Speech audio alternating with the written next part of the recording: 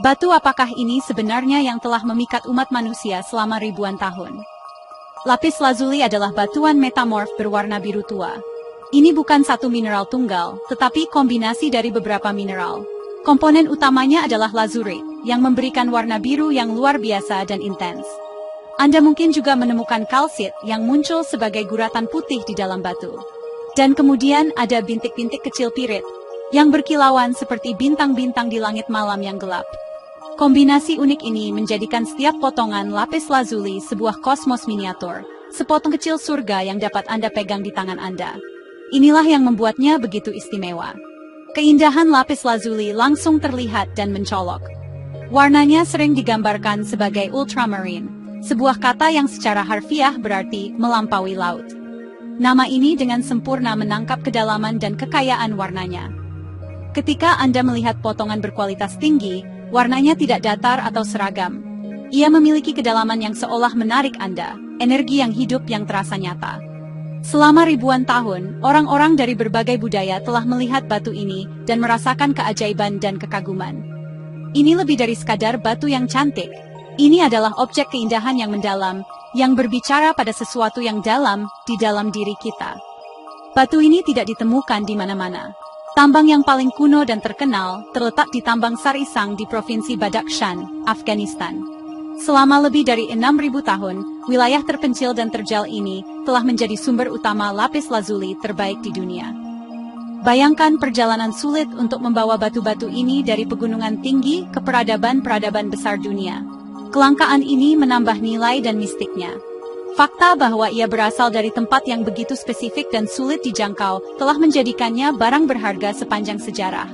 Harta yang layak untuk melintasi gurun dan gunung. Namanya sendiri menceritakan sebuah kisah. Lapis adalah kata Latin untuk batu. Lazuli berasal dari kata Persia lajevard, yang merupakan nama untuk batu tersebut, dan juga nama tempat di mana ia ditambang. Kata ini kemudian masuk ke bahasa Arab sebagai lazaward, dan akhirnya ke bahasa-bahasa Eropa.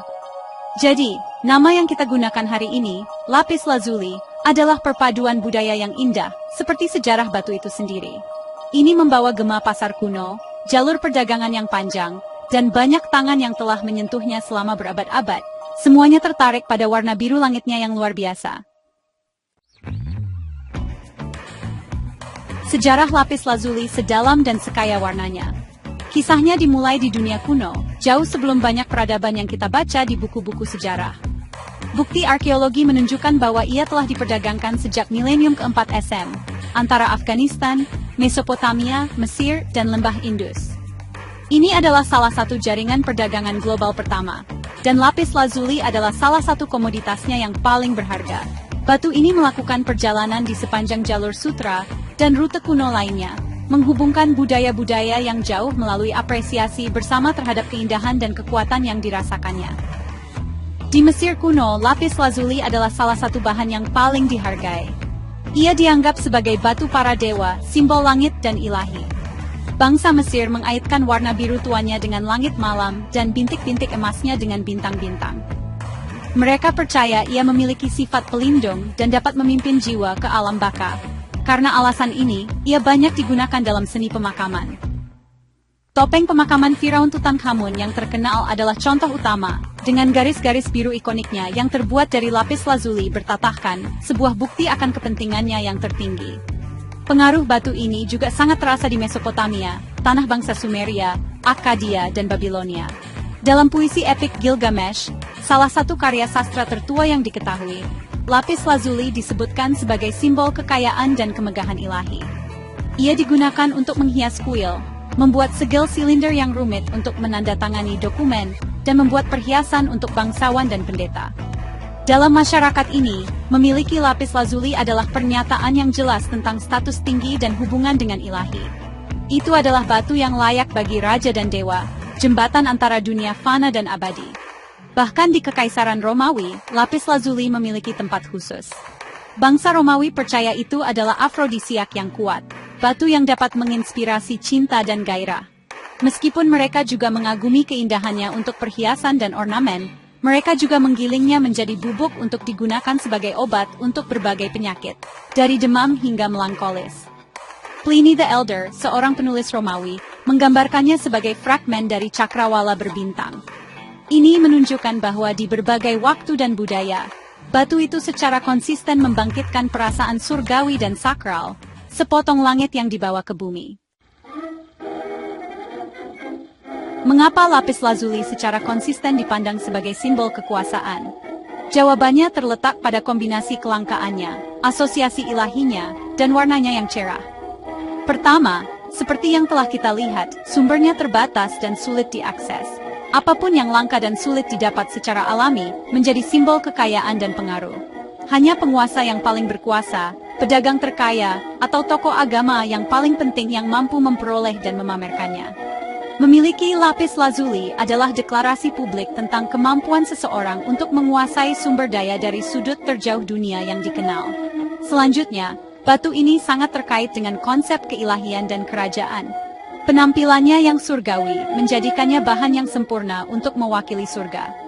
Raja dan Firaun di seluruh dunia kuno sering mengklaim sebagai keturunan dewa atau wakil pilihan mereka di bumi. Dengan menghiasi diri mereka dan benda-benda suci mereka dengan lapis lazuli, mereka secara visual memperkuat hubungan ini.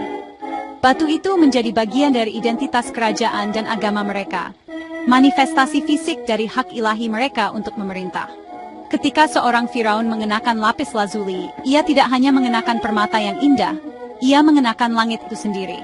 Dampak psikologis warnanya juga memainkan peran penting. Biru tua adalah warna yang sering dikaitkan dengan kebenaran, kebijaksanaan, dan stabilitas. Ini adalah warna laut dalam dan langit tak berujung, luas, kuat, dan tenang. Para pemimpin yang mengelilingi diri mereka dengan warna ini secara halus mengomunikasikan kualitas-kualitas ini. Mereka menampilkan diri sebagai penguasa yang bijaksana, jujur, dan sah. Di dunia tanpa media modern, bahasa visual warna dan bahan sangat penting. Lapis lazuli adalah bagian kunci dari bahasa ini, berbicara tentang otoritas dan kekuasaan tanpa sepatah kata pun terucap. Keterkaitan antara batu dan kekuasaan ini begitu kuat, sehingga bahkan tertanam dalam hukum dan kebiasaan. Di banyak budaya kuno, ada aturan tentang siapa yang diizinkan memakai atau memiliki lapis lazuli.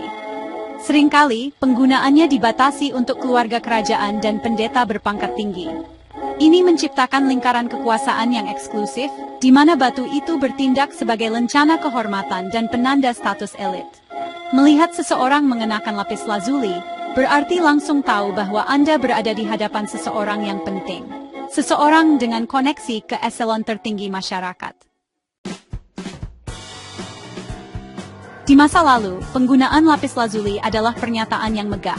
Kita melihatnya di harta karun Ur, makam Firaun, dan istana raja-raja Persia. Selain perhiasan dan jimat, ia memiliki penggunaan revolusioner dalam seni. Selama berabad-abad, lapis lazuli adalah satu-satunya sumber pigmen ultramarine. Batu itu digiling dengan hati-hati menjadi bubuk halus, menciptakan cat biru paling intens dan mahal yang tersedia. Selama Renaissance, ultramarine lebih berharga daripada emas.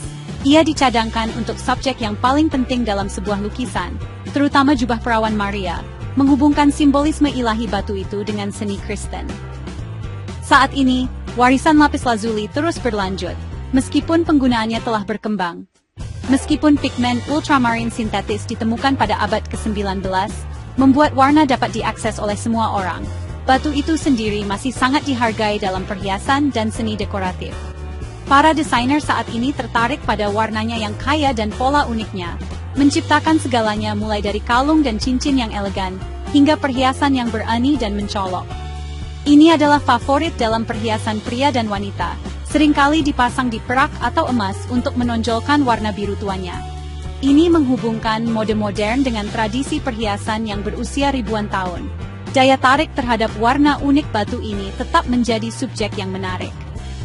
Intensitas warna biru ditentukan oleh jumlah sulfur dalam mineral lazuri. Semakin banyak sulfur menciptakan warna biru ungu yang lebih dalam. Kehadiran pirit, atau emas palsu, dulunya dianggap sebagai cacat. Tetapi saat ini banyak kolektor menghargainya karena kontras bintang yang indah yang diberikannya.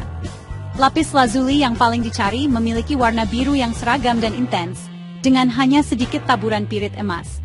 Tetapi setiap potongnya unik. Sebuah karya seni kecil yang diciptakan oleh alam selama jutaan tahun. Kesimpulannya, Lapis lazuli tetap penting karena banyak alasan yang sama mengapa ia dihargai di zaman kuno. Ini adalah jembatan menuju sejarah manusia kita bersama, tautannya dengan bangsa Mesir kuno, Sumeria, dan para master Renaissance. Keindahannya yang menakjubkan terus menginspirasi seniman dan desainer. Dan ia masih membawa mistik tertentu, rasa kekuatan, kebijaksanaan, dan koneksi ke kosmos. Baik dipakai sebagai perhiasan, dipajang sebagai benda dekoratif, atau hanya dikagumi karena sejarahnya, lapis lazuli terus menjadi lebih dari sekadar batu. Ini adalah simbol abadi dari pencarian kita yang tak henti-hentinya akan keindahan, makna, dan sentuhan ilahi.